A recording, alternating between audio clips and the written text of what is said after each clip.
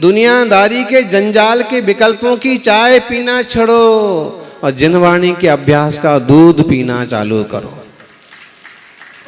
संसार की मां अपने बेटे को 2 स्तन से दूध पिलाती है, लेकिन जिनवाणी मां 4 अनुयोगों के 4 स्तनों से दूध पिलाती है।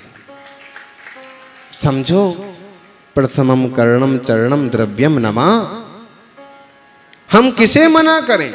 कुछ लोग कहते हैं कि जिनवाणी में जो प्रथमानुयोग है उसका तो कोई अर्थ ही नहीं है, वो तो किस्से कहानी है।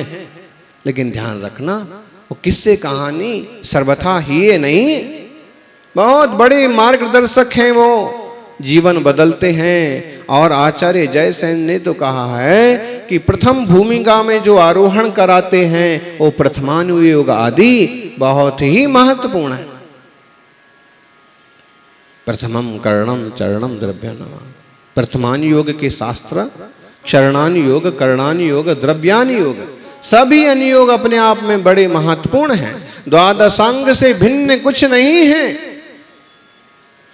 इसलिए अभ्यास करिए, शास्त्र श्रवण करिए, गुरु वाणी सुनिए। यानी आचार्य होना एक संघ व्यवस्था का हिस्सा है। उपाध्याय होना, संघ में जो पढ़ाएं वो भी एक संघ की व्यवस्था है। और साधु होना, वास्तव में साधु होना तो मोक्ष का स्वरूप है। जिस दिन आचार्य देव संघ संबंधी व्यवस्था के विकल्प से मुक्त होना चाहेंगे, उसी दिन उनको अपना आचार्य पद भी छोड़ना होगा, छोड़ना होता है। और जो महान आचार्य हुए वे आचार्य पद का विसर्जन कर देते हैं। और आचार्य पद का विसर्जन का मतलब हुआ तत्संबंधी जिम्मेदारी। आचार्य पद का त्याग का मतलब ये नहीं समझना कि 36 मूल गुण छोड़ देंगे। 36 मूल गुण में उत्तम क्षमा धर्म है, मार्दव, आर्जव, शौच, सत्य, संयम, तप, त्याग, आकिंचन, ब्रह्मचर्य। 12 तप हैं, अनशन, अवमोदरी, वृत्ति परिसंख्यान, रस परित्याग।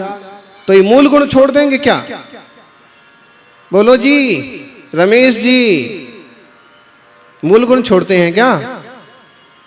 राजा बाबू, मूल गुण छोड़ते हैं क्या आचार्य? अब आप कहो सन्मति सागर जी ने अपना आचार्य पद छोड़ दिया, मतलब क्या किया?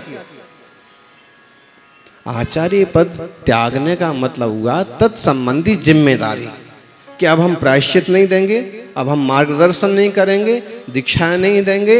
और अभी जो आगे बालाचार्य हैं, आगे जो आचार्य बनाए हैं, वो इस टाइप की व्यवस्थाएं देखेंगे। क्यों? जितने ज़्यादा लोगों के, जितने ज़्यादा शिष्यों के, जितने ज़्यादा समाज के संपर्क में आएंगे, उतने ज़्यादा मन का पेंडुलम इधर से उधर घूमेगा। विकल्प तो आएंगे, निर्णय तो करना पड़ेंगे, मार्गदर्शन तो करना पड़ेगा। अब मुझे उस तरह का भी विकल्प नहीं चाहिए, पूर्ण उपशांत भाव चाहिए। क्या चाहिए? बोलो। हैं? जब हम खूब धूप में चल चल के परेशान हो जाते हैं तो हम एक ही कल्पना करते हैं कि कहीं थोड़ी सी छाया मिल जाए, कहीं अच्छी सी छाया मिल जाए। आप लोगों को किस किस को अनुभव है?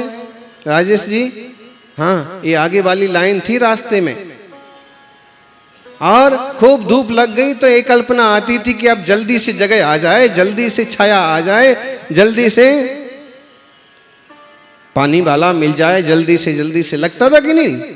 मतलब है कि जब तपन में हम बहुत तप जाते हैं, धूप में जब शरीर बहुत तप जाता है, तो एक कल्पना होती है कि छाया मिल जाए। ओहो ज्ञानी, संसार से आकुल व्याकुल हो करके अभी शांत स्वरूप में छाया पाने की इच्छा क्यों नहीं होती? क्या संसार से थकान नहीं हुई? बोलो। उसी उलझन में वापस घुसोगे, ठीक है, 23 घंटे उस उलझन में घुसे रहो, कम से कम 1 घंटा निकाल करके यहां थोड़ा शांति से सुस्ता लो, छाया में बैठ लो, जिनवाणी की छाया में। पानी पी लो, जिनवाणी का अमृत जल। बहुत आकुलता है संसार में। कल दिल्ली से श्रावक श्राविका आए थे, उसमें से एक जन अपनी व्यथा बताने लगे, बहुत ज्यादा दुख है बोले संसार में। अरे भाई, यही बात तो हम रोज बोलते हैं प्रवचन में, और जब हम बोलते हैं तो समझ में नहीं आती है, और जब सर पर बाजे बजते हैं तो फिर हमें बताने आते हो कि संसार में बहुत दुख है। हमें तो पहले ही पता है, इसलिए सबसे किनारा करके एक तरफ आके बैठे। सच में संसार में दुख हैं, विकल्प हैं, समस्याएं हैं, राग द्वेष मोह के प्रपंच हैं, आकुलता व्याकुलता है। और एक बात, जितना ज्यादा जहां जिससे जुड़ाव है, उसके टूटने पर या डिस्टर्ब होने पर उतना ज्यादा क्लेश।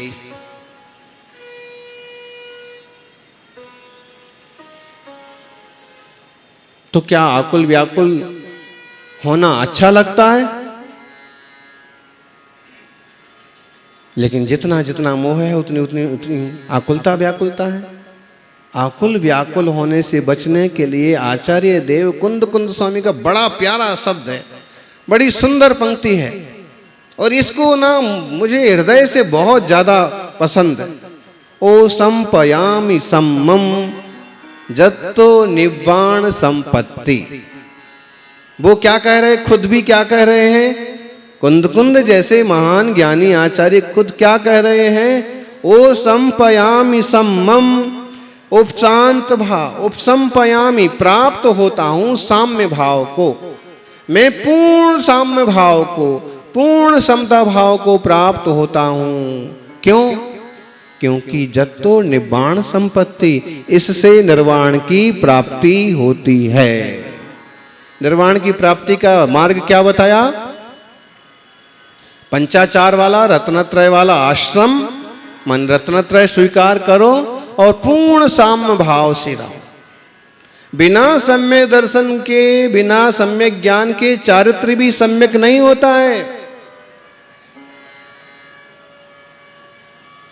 दर्शन ज्ञान चारित्रात् साधि मान उपासनते, दर्शनम कर्ण धारम तन मोक्ष मार्गे प्रचक्षते। कौन से ग्रंथ का श्लोक है? बोलो काला जी, गोरा जी, कौन से ग्रंथ का श्लोक है? जितना बढ़िया समंतभद्र स्वामी का, इतना सुंदर रत्नकर्ण श्रावकाचार। ऐसे मतलब हमने जो सुन रखा है कि जयपुर में लोग बहुत स्वाध्याय करते हैं, बहुत पढ़े लिखे लोग हैं, बहुत पंडित जी जैसे लोग हैं, ऐसा नहीं है।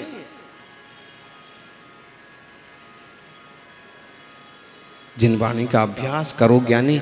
हमें कोई पंडित कहे ना कहे, हमें जिनवाणी का अभ्यास करना ही है, हमारी आत्मशुद्धि के लिए, तत्व निर्णय के लिए, शांति के लिए।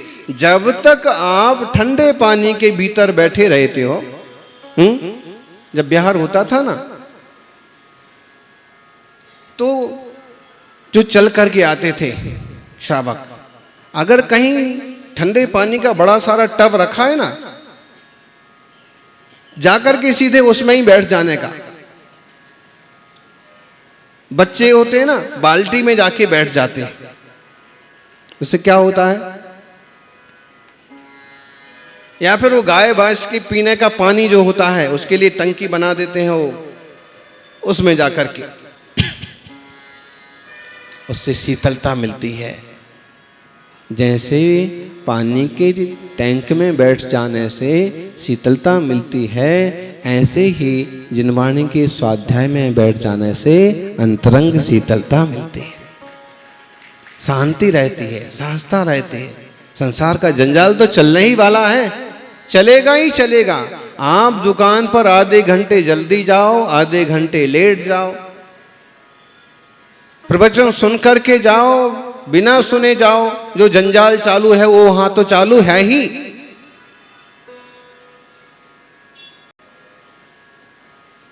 अरे भाई, कुएं में कूदना ही है। गृहस्थी के, आजीविका के, दुकान के, जंजाल के, विकल्प के कुएं में कूदना ही है। घंटे भर बाद सही, 1 घंटे तो कम से कम जिन चरणों में, गुरु चरणों में शांति से बैठ लो, फिर तो है ही, कूदना ही है, दिन भर करना ही पड़ेगा, उसके बिना रास्ता भी तो नहीं है श्रावक को। सम्यक दर्शन जो है वह खेवटिया के समान कहा है, और सम्यक दर्शन होता है तो ज्ञान भी सम्यक हो जाता है, और सम्यक ज्ञान और सम्यक दर्शन जब होते हैं तो चारित्र सम्यक चारित्र कहलाता है। श्रावकों का चारित्र होता है वो अणुव्रत की श्रेणी में चला जाता है, और मुनि राजों का चारित्र होता है वो महाव्रती सम्यक चारित्र। ऐसे परम श्रेष्ठ सम्यक दर्शन ज्ञान चारित्र के मार्ग को अपन उपलब्ध हो। उपशांत भाव की शरण लो, सम्मम साम्य भाव, शांत रहो, ना बोले थोड़ी शांति रखो भैया। अशांति में फायदा नहीं है, उलझने में फायदा नहीं है, आक्रोश में फायदा नहीं है, विकल्पों में फायदा नहीं है। आपके विकल्प करने से वो चीजें सही हो जाएंगी क्या? बोलो माता जी। हैं? अभी एक माँ यहाँ आ गई और रोने लगी, बच्चा बहुत बीमार है, बहुत ज्यादा अस्वस्थ है, वेंटिलेटर पर है, महाराज जी आशीर्वाद दे दो। चूंकि एक माँ को इतना विकल्प, इतना दुख स्वाभाविक कह सकते हैं संसार की अपेक्षा से, लेकिन अगर हम थोड़ा सा धर्म ध्यान की अपेक्षा से समझें या कहें तो ये रोने से बच्चा ठीक हो जाएगा क्या? खूब ज्यादा आकुल व्याकुल होने से क्या स्वस्थ हो जाएगा क्या? अब रास्ता यही है कि आपको सब चीजें मालूम पड़ रही हैं, नमोकार के जाप करो, पापों का उपशमन होगा, प्रार्थनाएं काम करेंगी, एनर्जी काम करेगी। गुरुवर ने तो अपना आशीर्वाद दे दिया है, थोड़े और जाप हो, शांति रख करके विधान कर लिया जाए, हो सकता है कि पाप प्रकृतियों का संक्रमण पुण्य रूप से हो जाए, असाता साता रूप से बदल जाए और व्यक्ति स्वस्थ हो जाए। पूरा वैज्ञानिक दृष्टिकोण है। संक्रमण भी होता है। अपन सिद्धांत शास्त्रों में कर्म सिद्धांत को पढ़े ना तो पाप बदल करके पुण्य रूप भी हो जाते हैं, और अगर हमने गलतियों पर गलतियां की तो पुण्य भी पाप रूप बदल जाता है। होता है आजकल ये सिद्धांत जेल में भी लागू होते हैं। जेल में 100 कैदी हैं, लेकिन उसमें 2-3 कैदी एकदम स्पेशल व्यवहार करते हैं, एकदम शांत, एकदम आध्यात्मिक जीवन, एकदम सबके प्रति विनम्र व्यवहार, और अधिकारियों से भी एकदम तालमेल, शांति शास्त्र। और ये होता है कि उनकी अगर कदाच किसी कारण से 10 साल की भी सजा हो तो कहो 2 साल बाद ही उनको, इनका व्यवहार देख के, इनके विचार देख के, इनकी प्रवृत्ति देख के इनको होते कि नहीं होते। ऐसे ही हमारा शांत भाव, हमारी निर्मलता से हमें ज्यादा कष्ट होने वाले हों तो भी हमारी शांत परिणति से उन कष्टों से छुटकारा थोड़े में भी निपटा जा सकता। कष्टों से छुटकारा मिल जाएगा, और बड़ा भोगने की बजाय थोड़ा भोगने से भी काम चल जाएगा। इसलिए सौभाग्यशालियों, अपने चैतन्य तत्व की फिक्र करना, और फिक्र क्या करना, हम खुद ज्ञान घन चैतन्य आत्माएं, क्षण भर को इस तरह के चिंतन में डूबना। आचार्य देव कहते हैं कि जैसे भगवान है, वो भगवान बन गए, तुम भी होनहार भगवान हो। वो कार्य परमात्मा, तुम कारण परमात्मा। ये चेतना, ये आत्मा ही तो प्योर होके परमात्मा बनता है, और उसका मार्ग यहाँ पर प्रवचन सार में बताया जा रहा है।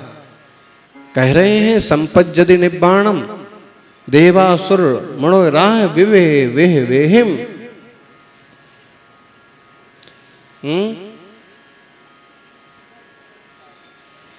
जीवस्य चरितादो दंसन नाण पहाड़ादो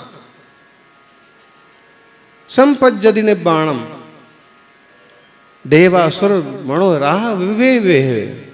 मतलब ये जो रत्नत्र है ना, सम्यक दर्शन, सम्यक ज्ञान, सम्यक चारित्र, आपके पास कुछ नहीं है, इसमें से कुछ नहीं है, ऐसा नहीं कह सकते हैं जी। आपके अगर प्रभु देव शास्त्र गुरु के प्रति पूर्ण श्रद्धा है, समर्पण है, आपको देह और आत्मा की भिन्नता का बोध है, तो कहीं ना कहीं सम्यक दर्शन है आपको, या फिर एक चिंगारी आपके भीतर जल रही है। सम्यक दर्शन, सम्यक ज्ञान, सम्यक चारित्र, इस रूप दशा से जीव को देव, असुर, सुर और रिद्धियां, ये सारी चीजें प्राप्त होती हैं, सारे वैभव प्राप्त होते हैं। धर्म से, धर्म से, धर्म रत्नत्रय रूप धर्म से, और तो और निर्वाण की भी प्राप्ति इसी से होती है। अब समझने की बात है, एक कारण से दो कार्य होते हैं क्या? हैं? बोलो, होते हैं क्या? एक कारण से दो कार्य होते हैं? हो सकते हैं। एक कार्य के दो कारण भी हो सकते हैं। जैसे एक सूरज उगता है तो सूरज के आते ही प्रताप भी होता है और प्रकाश भी होता है। क्या होता है? प्रकाश, प्रकाश भी होता है और प्रताप भी। कारण एक है, सूरज, काम दो हो रहे। ऐसे ही यहां समझना, जब किंचित राग के साथ रत्नत्रय होता है तो देव आदि की रिद्धियां प्राप्त होती हैं, और जब पूर्णतार, पूर्ण वीतरागता के साथ रत्नत्रय होता है तो निर्वाण पद की प्राप्ति होती है। अरे भाई, कम से कम पहले सरागता के क्षेत्र में तो आ जाओ। वीतरागता की उपलब्धि का पुरुषार्थ तो परम आवश्यक है ही, लेकिन समझदारी से देवशास्त्र गुरु की शरण में आना, प्रभु के नाम के जाप करना, निरंतर तत्वाभ्यास करके आत्मस्वरूप का निर्णय करना बहुत जरूरी है। अपन सभी बैठे रोज यह 1 घंटा, पौन घंटा तत्व चिंतन में, जिनवाणी के श्रवण में लगाएं। बाकी जो बचेगा वो संसार के लिए, गृहस्थी के लिए। इस 1 घंटे तो कम से कम छाया में बैठ लें, शीतलता में बैठ लें, और कोई जिज्ञासा हो तो आप बताइएगा, उस पर भी अपन चर्चा करेंगे। लेकिन हम ऐसे ही ना चले जाएं भ्रम भ्रम में, देह और आत्मा को एक मानते हुए ही ना टरक जाएं। इनकी भिन्नता को जान तो लें। जान लेने के भी बहुत फायदे होते हैं। जान लेने के जो बहुत फायदे होते हैं, क्योंकि जो जान लेता है, कभी ऐसा भी अवसर आता है कि वो मान भी लेता है, और जानने मानने वाला भाव के पार चला जाता है। जय बोलिए 24 तीर्थंकर भगवान की।